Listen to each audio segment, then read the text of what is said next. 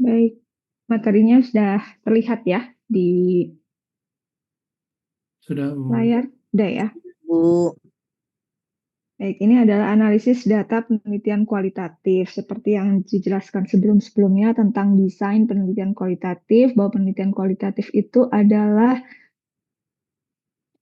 proses penelitian yang relatif panjang gitu. Kenapa? Karena dari prosesnya saja kita harus terjun langsung ke lapangan untuk melihat fenomena dan penelitian kualitatif ini dikatakan selesai kalau misalnya datanya sudah jenuh ya, yang tidak ditemukan data-data baru. Nah, sekarang kita mau melihat bagaimana cara menganalisisnya. Nah, menurut Miles and Haberman tahun 1984, di sini dinyatakan bahwa penelitian kualitatif itu adalah metode penelitian yang sulit gitu. Kenapa demikian? Karena tidak diformulasikan dengan baik ya. Berbeda dengan kuantitatif yang sudah terukur, cara mengolah datanya sudah jelas, ada alatnya gitu ya. Sehingga kita tinggal mengikuti rule of thumb dari alat-alat statistik tersebut. Jadi kalau hasilnya gini, analisisnya seperti apa, tinggal interpretasi hasilnya saja. Kalau kuantitatif seperti itu. Tapi kalau kualitatif itu tidak ada formulasi yang khusus gitu, nggak ada rule of thumb-nya seperti apa. Karena tadi ya prosesnya kita harus mencari data sampai data itu jenuh, baru penelitian itu dianggap selesai. Nah, ini mungkin sedikit review terkait tahap-tahap penelitian kualitatif. Jadi di awal kita kan mengamati atau melakukan observasi lapangan untuk studi pendahuluan untuk melihat sebenarnya ada permasalahan apa sih gitu ya. Kemudian bersamaan dengan itu kita juga melakukan telaah kepustakaan. Nah, tujuannya di sini adalah untuk mengidentifikasi permasalahan yang ada di dalam objek yang mau kita teliti ya. Ketika nanti masalahnya sudah teridentifikasi, kita sudah menemukan masalahnya, kemudian kita mengumpulkan data. Nah, proses pengumpulan datanya sebelumnya sudah saya jelaskan di sebelum UTS ya, yaitu bisa melalui wawancara mendalam, melalui observasi lapangan, studi dokumentasi. Nah, dari data-data ini kemudian nanti kita uji kredibilitas dan keabsahan datanya. Nah, nanti di paling akhir tuh kita akan bahas ini. Nah, setelah itu, setelah data-data terkumpul, kita udah wawancara nih dengan informan-informan yang sekiranya bisa memberikan informasi yang valid terkait topik penelitian kita, atau kita sudah mengumpulkan dokumentasi-dokumentasi yang terkait, kemudian kita melakukan pengolahan data pra-analisis. Jadi sebelum kita menganalisis datanya, kita harus mengolah datanya terlebih dahulu melalui pengkodean data atau coding, kemudian pengklasifikasian data, dan yang terakhir adalah reduksi data. Nah, setelah pengolahan data pra-analisis ini kita lakukan, baru kita bisa melakukan analisis data untuk penelitian kualitatifnya. Nah, setelah itu baru kita melakukan pembahasan dan kemudian membuat kesimpulan dan saran. Ya, ini secara umum desain atau tahap-tahap penelitian kualitatif itu seperti ini. Nah, sekarang mungkin ini juga review ya tentang data-data kualitatif. Kita kemarin sudah bahas ya. Macam-macam bentuknya, bisa menggunakan data sehari-hari dari account ya, dokumen, studi kasus ketika kita observasi langsung ke lapangan, foto, audio recording kalau memang ada ya. Ini misalnya wawancara, kita merekam suara dari informan tersebut, kemudian video recording, transcription ya, biasanya dari rekaman-rekaman suara wawancara kita bikin transkripnya, kemudian descriptive traits atau ciri-ciri deskriptif dari data yang kita peroleh, kemudian deskripsi dan observasi. Ini sebelumnya kita udah bahas ya. Nah, secara umum, data kualitatif itu memiliki karakteristik, seperti ini. Yang pertama subjektif ya, unsur subjektivitasnya itu sangat tinggi. Nah, karena apa? Karena, beda informan itu mungkin akan berbeda hasil atau data yang kita kumpulkan. Misalnya nih, kita wawancara, eee, tentang apa ya, tentang kinerja karyawan. Dari sudut pandang karyawan itu sendiri atau dari sudut pandang pimpinan, itu bisa jadi berbeda ya. Karena, kenapa disebut subjektif, karena itu berdasarkan jadi data diperoleh berdasarkan pada pengalaman dan persepsi seseorang. Jadi beda orang pasti akan berbeda hasilnya. Otomatis analisis datanya pun juga akan berbeda. Makanya penelitian kualitatif itu dikatakan sebagai penelitian yang kontekstual, tergantung konteksnya ya. Nah, kemudian karakteristik berikutnya adalah bersifat deskriptif. Jadi data yang diperoleh itu lebih menggambarkan kualitas suatu fenomena daripada kuantitasnya. Yang dilihat adalah quality-nya ya, dari suatu fenomena. Kemudian dideskripsikan. Kemudian bersifat non-statistik. Kenapa bersifat non-statistik? Karena tidak memiliki ukuran atau satuan ukur tertentu. Jadi nggak bisa diolah menggunakan alat ukur atau alat statistik tertentu. Ya. Kemudian sifatnya fleksibel karena dapat digunakan dalam berbagai macam konteks penelitian dan dapat digunakan untuk membangun teori baru. Kalau kuantitatif kan digunakan untuk menguji teori yang ada ya. Nah, kalau ini fleksibel lebih luas tujuannya ya. Kemudian bersifat interpretatif karena kita data-datanya itu butuh interpretasi oleh peneliti ya. Untuk mendapatkan apa? Untuk mendapatkan makna dan agar bisa menjawab rumusan masalah yang kita bangun. Ini karakteristik datanya. Nah, sekarang kita mulai masuk ke pengolahan data pra-analisis ya. Jadi sebelum analisis kita melakukan pengolahan data pra-analisis. Nah, kalau misalnya kita kemarin kan salah satu cara atau teknik untuk pengumpulan data kualitatif adalah melalui wawancara. Nah, dari hasil wawancara itu kita lakukan transkripsi ya. Kita transkrip. Biasanya tujuannya apa? Ini untuk meyakinkan pembaca, meyakinkan penguji kalau memang ini mau digunakan untuk karya ilmiah yang diujikan, misalnya tesis gitu ya. Buktikan bahwa penelitian kualitatif itu dilakukan dengan proses pengumpulan datanya dilakukan dengan proses wawancara dan didukung oleh buktinya. Kadang bisa pakai meskipun sudah direkam menggunakan, perekam suara, itu tetap kita perlu melakukan transkripsi ya. Kita, eee, sajikan di lampiran transkripsinya. Nah, transkripsinya ini ada beberapa tipe. Ada yang namanya verbatim transcription. Nah, kalau tipe yang pertama ini mentranskripkan hasil wawancara itu setiap kata, jeda, gagap kalau memang ini ya, dan kata pengisi seperti misalnya waktu di interview informannya bilang, ya gitu itu kata nya itu juga diketikkan, ditranskrip juga.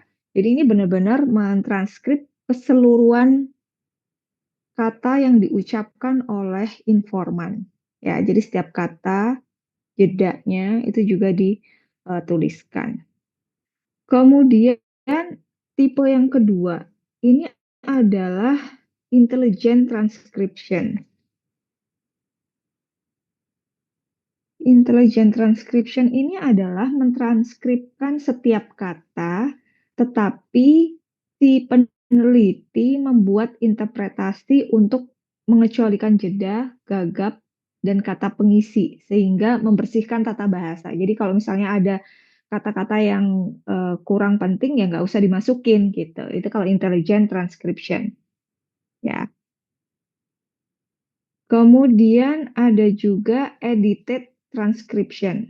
Nah, biasanya kalau mau buat lampiran, tesis itu yang edited transcription, yaitu transkrip yang diedit ini, umum dilakukan jika berencana menerbitkan transkrip untuk audiens, baik itu dimasukkan ke badan, penelitiannya atau ke lampirannya.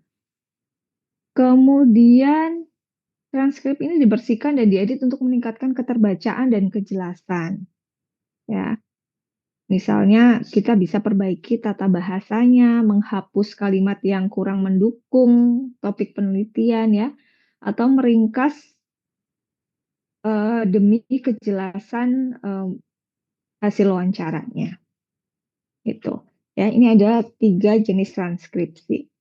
Nah, setelah kita memiliki data transkripsi ini, kita selanjutnya melakukan coding data. Ya, kita nggak bisa langsung punya misalnya kita kan wawancara ke beberapa orang nih, bisa ke 10 orang, 12 orang gitu ya. Kemudian kita melakukan transkrip, kita nggak bisa langsung menganalisis karena itu bisa bias tuh. Misalnya kita membaca transkrip yang pertama, informan pertama. Nah, mungkin kita pas lagi semangat tuh, kita lagi semangat, kita langsung analisis misalnya. Terus giliran informan kedua, ketiga, keempat, sampai ke-10 udah malas-malesan. Nah, itu kan bisa bias hasilnya ya. Jadi seolah-olah nanti hasil analisisnya hanya dari informan yang pertama, padahal informannya banyak sekali. Misalnya informan ke-10 memberikan informasi yang apa namanya, yang penting tapi nggak kita masukin. Nah, terus gimana caranya? Itu kita perlu melakukan proses coding ini ya. Coding ini adalah untuk membantu kita dalam melakukan analisis, eee, penelitian di kualitatif ya. Di mana kita melakukan atau mengkategorikan kutipan secara sistematis dalam data kualitatif untuk menemukan tema dan pola. Ya, jadi kita mau cari benang merah dari hasil wawancara yang kita lakukan dengan beberapa informan. Nah, caranya benang merahnya itu dari kode-kode ini yang kita mau buat, ya. Manfaatnya apa kita melakukan coding data kualitatif? Manfaat yang pertama adalah untuk meningkatkan validitas, ya, untuk meningkatkan validitas. Oh, ternyata valid informan pertama bilang, tentang ini, dan itu didukung oleh informan kedua, ketiga, keempat, kelima. Itu untuk melihat, validitas datanya ya. Kemudian bisa menurunkan bias, tadi ya sudah saya jelaskan. Kemudian, meningkatkan akurasi juga sesuai dengan, maksud dari informan, kemudian meningkatkan transparansi. Nah, kita langsung, mencoba untuk melakukan coding ini ya. Di sini ada 2 pendekatan yang bisa kita lakukan, yaitu pendekatan induktif, yang kedua adalah pendekatan deduktif. Kalau induktif berarti kita langsung nih misalnya wawancara ke 10 orang ya, kita langsung aja wawancara, kemudian datanya diperoleh seperti ini. Kita transkrip ya, kita campur jadi satu, datanya seperti ini. Nah, kemudian gimana cara codingnya? Kita bikin, eee, grup atau kelompok tema. Misalnya, informan pertama membahas loh tentang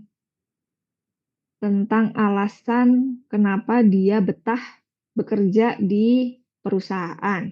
Kita labelin warna kuning. Informan kedua juga menjelaskan alasannya, berarti itu nanti labelnya sama, warna kuning. Ya. Kemudian misalnya, apa ya, kita bahas apa lagi, ada tema lagi yang kira-kira sama juga nih antara informan 1, 2, 3, dan 4, 5. Kita kasih tapi berbeda dengan tema yang pertama, kita kasih warna yang lain lagi. Nah, ini contoh bentuk kodenya ya, codingnya. Memang ini dilakukan secara manual. Kalau misalnya tanya, apakah ada alat yang bisa digunakan untuk membantu pengkodean ini, membantu coding? Ada, itu bisa pakai NVivo, ya ada alatnya. Cuman kita nggak bahas sampai ke situ. Tapi kalau misalnya mau dipelajari bisa, di YouTube banyak ya. Nah, kemudian baru kita kelompok-kelompokkan yang jawab topik kuning, jawab topik biru, topik orange, topik hijau. Baru kita bisa nantinya kita lanjutkan ke analisis. Gitu. Ya. Nah, biasanya ketika menggunakan inductive approach, kita hanya berbekal pada tema besar. Ya, kita berbekal pada tema besarnya saja. Jadi kita belum membuat indikator-indikator pertanyaan untuk masing-masing informan. Jadi kita cuma berbekal pada tadi topik secara umum saja. Baru nanti kita klasifikasikan ke subtopik atau tema. Nah, berbeda halnya dengan deduktif. Nah, kalau deduktif, si peneliti sudah membuat pertanyaan-pertanyaan, misalnya saya mau bertanya ke karyawan. Nah, pertanyaannya itu tentang kepuasan kerja, misalnya ya, atau tentang kinerja, yaitu udah ditentukan dari awal topik-topik yang mau kita tanyakan atau indikator yang mau kita tanyakan kepada informan. Nah, setelah itu baru kita melakukan interview ke 10 informan tadi. Misalnya informan 1 mau nanyain tentang yang tema hijau. Oh, jawabannya seperti ini. Jadi dibalik gitu, ya. Atau saya mau nanya ke informan pertama dengan tema yang warna kuning gitu. Ini adalah gambaran untuk pendekatan coding data kualitatif. Jadi kita melakukan menentukan kode dulu di awal, baru kita melakukan interview. Ya, kebalikan dari inductive approach. Nah, atau kita bisa melakukan kombinasi antara pendekatan induktif dengan deduktif yang tadi ya. Nah, biasanya kita melakukan ini dulu, deductive approach. Kita yang penting punya pegangan dulu nih, indikator-indikator apa saja yang mau kita tanyakan. Kemudian, seiring berjalannya interview, kan kita kan mau melakukan interview secara mendalam. Ternyata waktu interview di gali-gali gitu ya, ternyata ada topik menarik yang belum ada di kode. Nah, itu bisa jadi muncul induktifnya gitu ya. Jadi ini bisa saling melengkapi antara pendekatan induktif dan deduktif. Nah, ini langkah-langkah yang bisa membantu Bapak Ibu sekalian untuk melakukan coding data kualitatif. Ya, tentu saja eh, kita membaca data, menetapkan kode. Nah, ini kalau misalnya konteksnya adalah induktif nih, ya. Kenapa induktif? Karena datanya udah kita peroleh, ya. Kita peroleh data seperti ini, baru kita menentukan kodenya. Jadi caranya adalah kita baca dulu datanya, kita tentukan kodenya, kita lakukan dengan cepat. Terus Bapak Ibu nggak perlu merasa khawatir, ini benar nggak ya, salah atau benar ya gitu untuk kodenya. Karena kode itu sifatnya sementara dan itu bisa berkembang seiring berjalannya proses penelitian atau pengumpulan data. Ya. Nah, ini ada beberapa contoh coding, jenisnya macam-macam. Ya. Ada in vivo coding. In vivo coding itu adalah teknik memberi kode menggunakan kata-kata asli dari informan sebagai label kodenya. Misalnya, ketika kita melakukan interview, terus informannya mengatakan bahwa saya merasa tertekan setiap kali rapat, misalnya gitu. Nah, kita bisa kasih kode tuh, tertekan setiap kali rapat. Ya, kita kasih kode yang sama persis dengan kata-kata yang disampaikan oleh informan. Itu namanya in vivo coding, ya. Kemudian ada juga proses coding. Proses coding itu adalah proses memberikan kode menggunakan kata kerja untuk menunjukkan tindakan. Ini namanya proses pengkodean proses. Jadi kita memberikan kode menggunakan kata kerja. Contoh, berjuang mengatur waktu, menegosiasikan peran, menghindari konfliknya. Itu tuh salah satu kode dalam bentuk proses ya, karena itu berupa kata kerja. Atau open coding. Open coding itu adalah memecah data kualitatif menjadi kutipan diskrit dan memberi label dasar atau kategori awal. Contohnya, ada kutipan tentang stres pekerjaan, ya, tentang eh, tingkat stres pegawai gitu ya dalam menghadapi pekerjaan, maka kode awalnya itu kita bisa bikin tentang beban kerja, ya itu biasanya kan terkait sama stres ya, atau kurangnya dukungan atau tekanan waktu. Ya, ini salah satu contoh kodenya. Kemudian ada descriptive coding. Ini adalah meringkas isi teks menjadi deskripsi. Misalnya kita mau melakukan pengkodean tentang pengalaman belajar. Ya, kalau pengalaman belajar itu kodenya bisa terkait motivasi belajar, strategi belajar, kendala teknologi gitu ya. Nah, ini untuk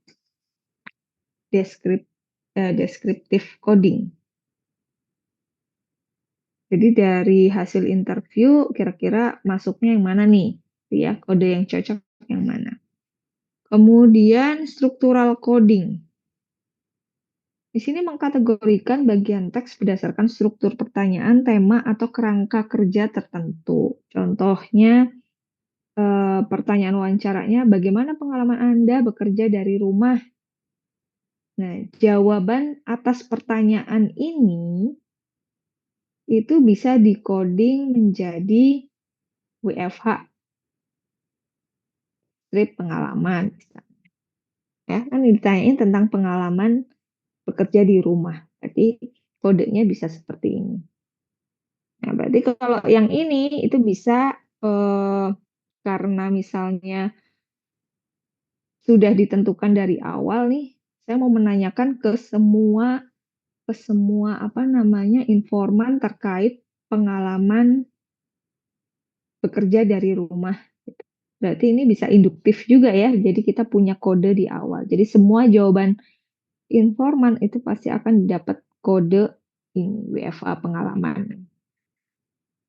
Kemudian ada values coding. Di sini memberikan kode kutipan yang berkaitan dengan nilai, sikap, dan keyakinan partisipan. Misalnya di sini ada jawaban tentang saya percaya pendidikan itu harus aksesibel atau bisa diakses untuk semua. Gitu. Berarti kodenya bisa tentang keadilan pendidikan, tapi dari sisi belief ya, karena di sini ada kata-kata percaya di situ. Ya. Kemudian yang terakhir ada simultaneous coding. Di sini memberikan lebih dari satu kode pada transkrip yang sama atau dari hasil wawancara yang sama, kutipan yang sama. Misalnya nih, ada jawaban informan, saya lelah tapi tetap bekerja karena ingin memberikan contoh kepada anak. Berarti itu kan banyak informasi yang bisa kita dapatkan dari kalimat itu. Jadi kodenya itu bisa beberapa gitu ya. Misalnya kelelahan, komitmen keluarga, atau motivasi memberikan teladan ya. Di sini contoh-contoh kita melakukan coding. Ini tahapan pertama. Kemudian setelah itu kita kan pasti dari wawancara itu kita pasti akan punya banyak sekali kode, ya. Nah, terus untuk mempermudah kita ke tahapan berikutnya, kita harus mengelompokkan kode ke dalam kategori, ya. Nah, cara mengelompokkannya gimana? Kita bisa mengelompokkan kode yang sekiranya mirip satu sama lain, atau mengelompokkan kode yang berkaitan dengan topik dan kita lakukan itu sampai selesai ya. Kemudian yang ketiga, kita bisa lakukan tahapan coding kualitatif selanjutnya dengan cara melakukan analisis ulang untuk menemukan pola ya, untuk menemukan pola. Nah, biasanya ketika kita menganalisis ulang, udah kebayang nih polanya, jawabannya itu ke arah mana. Berarti ini semakin dekat dengan pengembangan teori atau konsep yang mau kita teliti. Nah, metodenya cukup banyak ya di sini ya. Ada thematic analysis coding, yaitu digunakan saat mencari tema atau pola di kumpulan data kualitatif. Atau pattern coding, kita mau menggambarkan suatu pola dari data-data yang kita punya.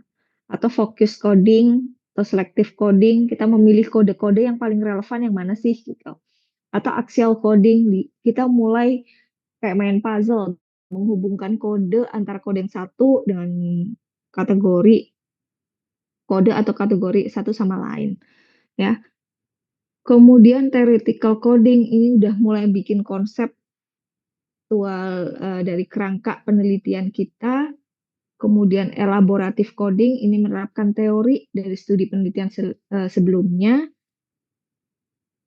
Kemudian longitudinal coding, kita bisa mengatur kode dan kategori yang ada dengan cara membandingkan antar waktu. Kemudian yang terakhir adalah content analysis coding, yaitu menelaah dan memahami isi data tekstual. Dan selanjutnya, kita bisa melakukan ubah kode dan kategori menjadi narasi. Nah, kita udah mulai menarasikan ini, menghubungkan narasi antar kode, ya, kemudian dikaitkan ke teori,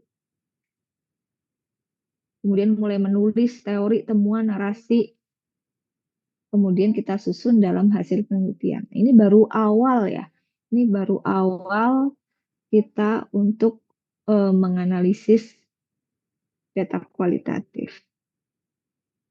Nah, setelah kita melakukan coding, baru nanti kita melakukan data analisis. Untuk coding, mungkin ada yang mau ditanyakan, Bapak Ibu?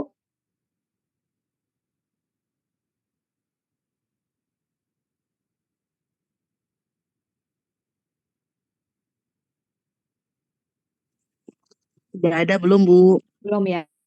Oke, saya lanjutkan ke analisis data. Nah, ini analisis data, ini adalah proses kegiatan yang meliputi mencatat, mengorganisasikan, mengelompokkan, mensintesiskan data, kemudian memaknai setiap kategori data, mencari dan menemukan pola, hubungan-hubungan, memaparkan temuan-temuan dalam bentuk deskriptif, ya, bagan, flowchart, matriks, maupun gambar-gambar yang bisa dimengerti dan dipahami oleh orang lain. Ini adalah definisi dari analisis data kualitatif.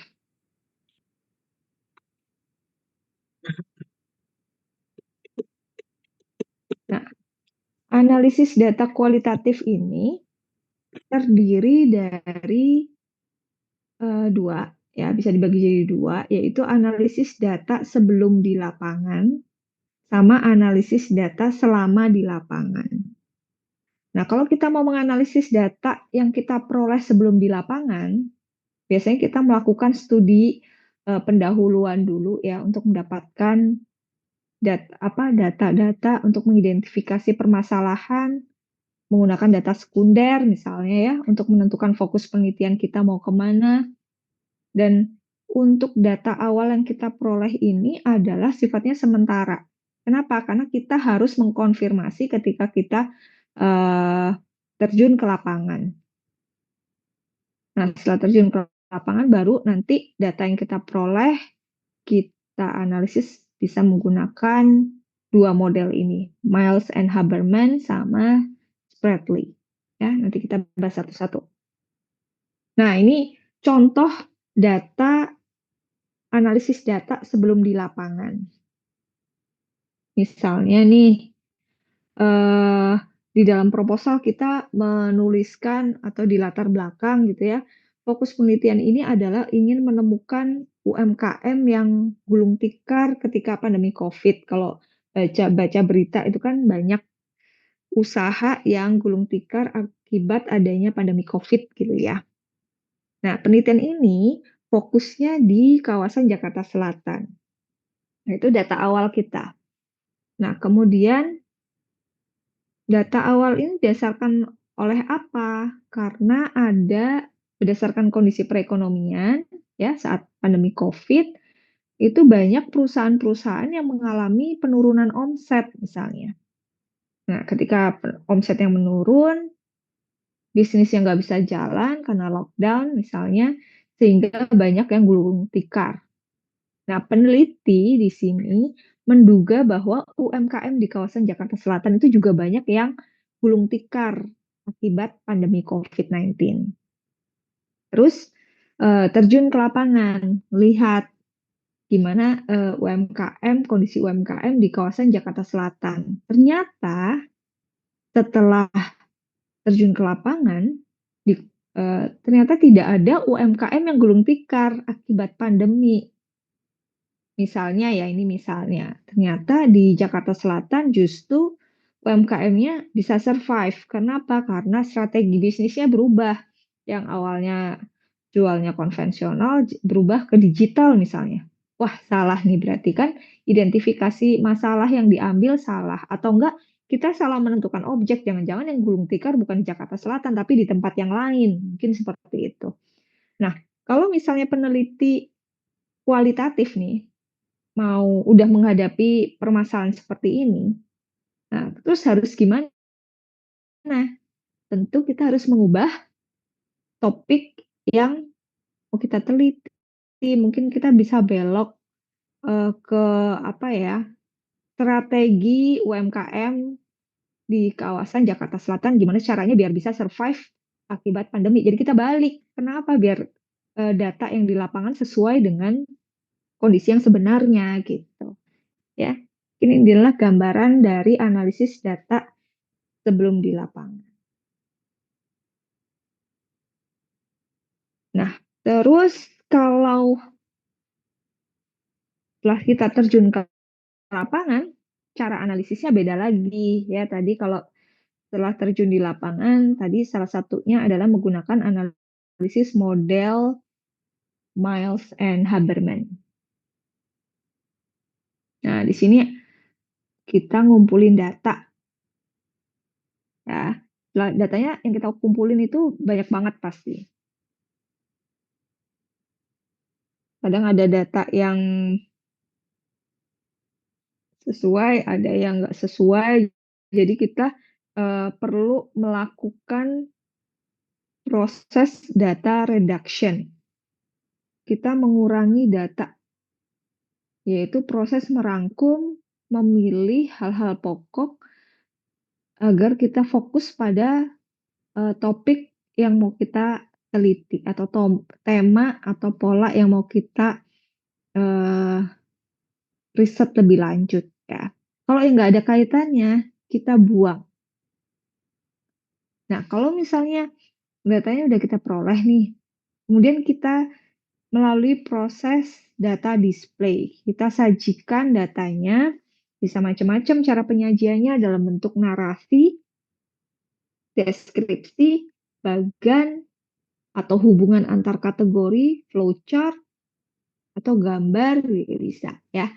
Jadi macam-macam bagaimana cara kita menyajikan data.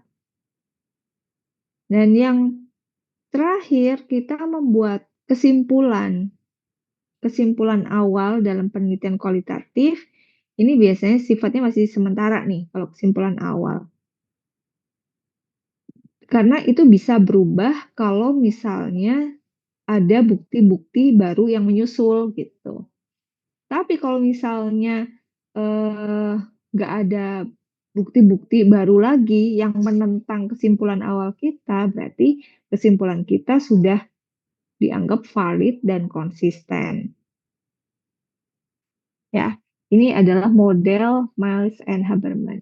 Tapi kalau misalnya dari conclusion atau kesimpulan ini kita masih, ada rumusan masalah yang belum kita jawab, ya kita balik lagi ke pengumpulan data untuk menjawab rumusan masalah tersebut. Terus kita mulai lagi proses data reduction, kemudian data display lagi, kesimpulan lagi, dan seterusnya. Ya, ini adalah model analisis yang dikembangkan oleh Miles and Habermas. Ya, mungkin kalau diilustrasikan seperti ini ya.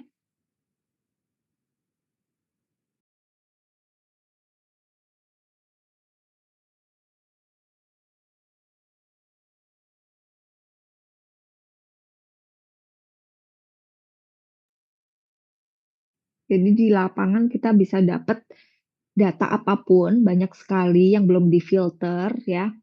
Kemudian baru kita reduksi data. Caranya kita bisa memilih-milih atau mengelompokkan atau mengkategorikan. Misalnya dikelompokkan dengan kelompok yang sesuai, misalnya huruf besar sama huruf besar, huruf kecil sama huruf kecil, angka dengan angka. Tanda-tanda yang nggak penting nih, nggak sesuai dengan topik penelitian kita, misalnya ada simbol persen, simbol bintang, dan seterusnya, kita buang aja. Karena itu ya tidak relevan dengan penelitian kita. Nah, kemudian habis reduksi, kita mendisplay datanya atau menyajikan datanya ke dalam pola. Oke, kita kelompokin abjad ini, kita urutkan dari A, B, C, D. Kalau yang double dibuang ya. Jadi dari sini hasilnya cuma segini. Angka pun gitu, satunya ada banyak banget, kita tulis satu aja. Duanya juga banyak, kita tulis dua dan kita urutkan biar terpola datanya ya. Kemudian yang eh, huruf kecil juga sama.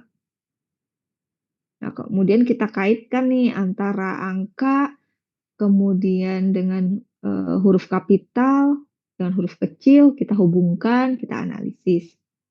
Kemudian kesimpulannya.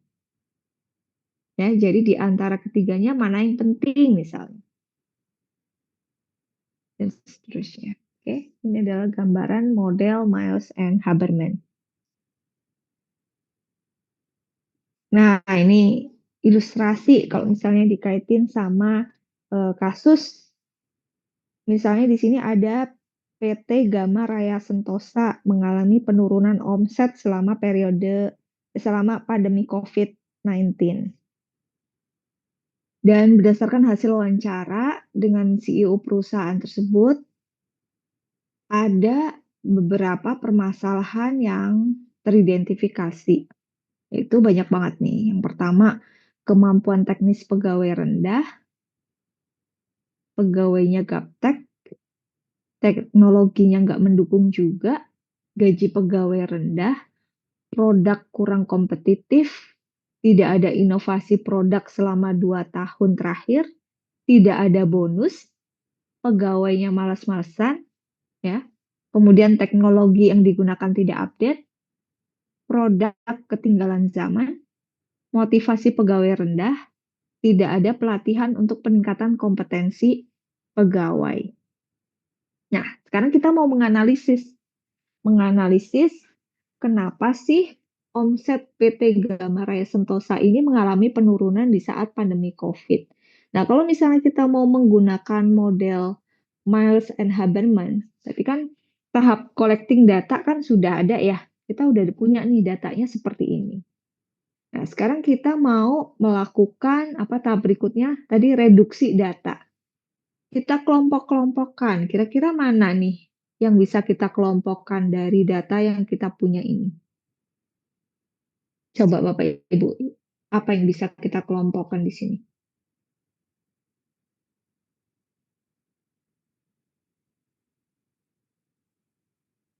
Misal saya kasih contoh satu, nanti mungkin ada yang menambahkan. Terkait kompetensi pegawai, itu kan bisa jadi satu eh, tema sendiri ya, atau satu apa namanya istilahnya, satu coding tersendiri. Ya, kompetensi pegawai itu kan bisa dilihat dari kemampuan teknis pegawainya, pegawainya gaptek itu kan termasuk kompetensi atau tidak? Eh, Mana lagi ya?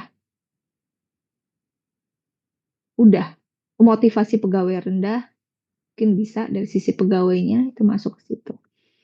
Mungkin apa lagi nih yang bisa kita kodekan lagi untuk mereduksi data? Produk, Bu.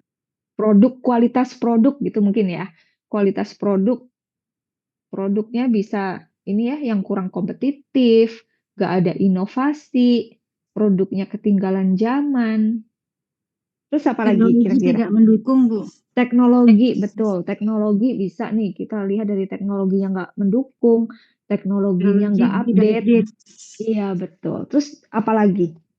Kita bisa kelompokkan apa lagi? Gaji Satu pegawai lagi, rendah, Bu. itu berarti apa masuknya? Remunerasi ya? Iya, gaji Atau pegawai tidak ada ataukah bonus. iya tidak ada bonus atau dukungan dari atas atau apa ya, insentif yang diberikan oleh perusahaan kepada pegawai kali bisa dikumpulkan ke situ. Misalnya ini tadi gaji pegawainya rendah, Tidak ada nggak ada bonus. bonus, iya betul.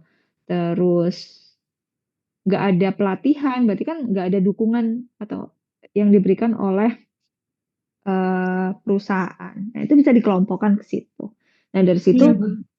baru kita bisa apa namanya mengkaitkan antar coding-coding yang tadi kemudian dianalisis lebih lanjut. Ya, mungkin seperti itu ilustrasi dari model Miles and Haberman ya, Bapak Ibu ya. Oke, mungkin ada yang mau ditanyakan sebelum masuk ke model berikutnya? Sementara belum, Bu. Belum ya? Sehingga udah ada sedikit gambaran terkait ini. Oke, sekarang ke model Spratly. Nah, ini ada beberapa analisis yang harus kita lakukan, yaitu analisis domain, analisis taksonomi, analisis komponensial, dan analisis tema kultural. Nah, kalau analisis domain, di sini adalah analisis yang ditunjukkan untuk memperoleh gambaran umum dan menyeluruh dari penelitian atau situasi sosial yang dipakai sebagai pijakan untuk penelitian selanjutnya. Kita ambil contoh di sini. Jadi kalau mau melakukan analisis domain, kita harus mendasarkan pada 9 tipe hubungan. Jadi kita mau mengkaitkan 9 tipe hubungan ini. Misalnya topik yang mau kita teliti adalah tentang peminatan karir mahasiswa akuntansi, misalnya ya, minat karir mahasiswa akuntansi. Nah, kita harus analisisnya berdasarkan 9 tipe hubungan. Dari jenisnya, atau kemudian berikutnya adalah spasial atau ruang, ya, spasial. Kemudian cause effect, sebab akibat. Kemudian dari sisi rasionalnya seperti apa. Kemudian dari sisi location for action, lokasi untuk melakukan sesuatu. Fungsinya seperti apa, cara mencapai tujuannya, urutan dan atribut. Ini semua harus diisi. Biasanya peneliti membuat tabel. Ya, di sini saya contohkan mungkin yang pertama dari sisi jenis. Domainnya adalah tentang karir di bidang akuntansi. Jenisnya apa saja sih? Macam-macam ya. Ada akuntansi keuangan, akuntansi perpajakan, akuntansi manajemen, akuntansi pendidikan, akuntansi apalagi ya? Eh, kepri- Ya udah, misalnya ini dan lain-lain gitu ya. Ini adalah contoh atau jenis dari karir di bidang akuntansi. Kemudian contoh berikutnya. ruang. Nah, kita bisa explore ini, ruang untuk belajar mengajar. Yang dipakai apa sih di suatu kampus gitu ya, misalnya ada ruang kelas, ada ruang laboratorium komputer, kalau di akuntansi kan ada kemudian perusahaan mitra yang mendukung, dan seterusnya. Nah, itu kita bahas satu persatu sampai ke atribut. Ya, atribut itu bisa berdasarkan gelar kompetensi yang menunjang karir di bidang akuntansi. Ini bisa sertifikasi ya, CA, BKP, CPA, dan lain-lain. Nah, kita analisis sampai 9 tipe hubungan itu, kemudian baru kita analisis sebagai dasar untuk analisis berikutnya. Ya, ini gambaran umumnya saja. Kemudian analisis taksonomi. Kalau analisis taksonomi ini adalah analisis terhadap keseluruhan data yang terkumpul berdasarkan domain yang telah ditetapkan sebelumnya tadi. Ya, domain yang ada itu diurai secara lebih rinci untuk menggambarkan struktur. Nah, biasanya analisis taksonomi ini disajikan dalam bentuk gambar atau diagram. Nah, misalnya nih, berdasarkan analisis domain yang tadi ini udah dianalisis, eh, ini adalah analisis taksonomi terkait peminatan karir mahasiswa akuntansi. Jadi bidang karirnya mahasiswanya itu apa? Digambarkan dalam bentuk diagram. Gitu.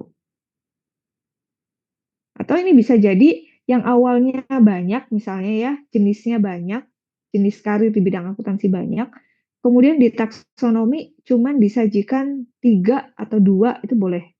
Misalnya karena dari analisis domain ini, kalau akuntansi pendidikan kayaknya nggak cocok buat mahasiswa S1 akuntansi misalnya. Kenapa? Karena akuntansi pendidikan itu, misalnya itu kan berarti jadi guru atau jadi dosen gitu ya. Nah, itu harus sekolah S2 dulu misalnya. Berarti itu bisa di-skip. Nah, dari hasil analisis domain ini. Sehingga nanti analisis taksonominya ini dihapus. Itu juga bisa ya. Kemudian analisis komponensial. Analisis komponensial itu adalah analisis yang digunakan untuk mencari ciri yang spesifik pada setiap struktur internal dengan cara mengontraskan antar elemen. Analisis ini dilakukan melalui observasi dan wawancara terseleksi dengan pertanyaan yang kontras. Nah, ini ada beberapa contoh. Oh, ini contoh analisis taksonomi ya. Tadi bentuknya diagram, bisa dalam bentuk box atau diagram garis. Nah, ini analisis komponensial. Misalnya nih, kita buat lebih spesifik lagi. Kan tadi udah tergambar analisis taksonominya ya. Misalnya bidang karir. Analisis domainnya adalah terkait bidang karir mahasiswa. Analisis taksonominya udah ditentukan, misalnya ada 4, akuntansi keuangan, akuntansi perpajakan, akuntansi manajemen, akuntansi pendidikan. Nah, analisis komponensialnya ini bisa mengontraskan atau mencari perbedaan spesifik setiap komponennya, sehingga kita bisa membedakan antara karir di bidang akuntansi keuangan, perpajakan itu jadi kelihatan bedanya seperti apa.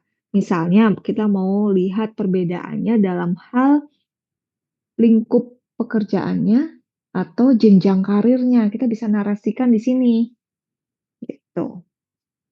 Ya. Jadi analisis komponensial itu lebih detail untuk membedakan antara kategori yang ada di analisis taksonomi. Kita jelaskan lebih detail di sini. Kemudian yang terakhir tadi adalah analisis tema kultural. Nah, dari sini kita mencari benang merah ya, kemudian mengintegrasikan lintas domain. Nah, kalau misalnya kita sudah temukan nih benang merahnya apa dari sisi hasil analisis domain, taksonomi, komponensial, maka kita bisa menganalisis lebih lanjut terkait topik yang kita teliti dari sistema kultural ini. Nah, itu gambarannya untuk analisis kualitatif menggunakan Spreadly, model Spreadly. Nah, ini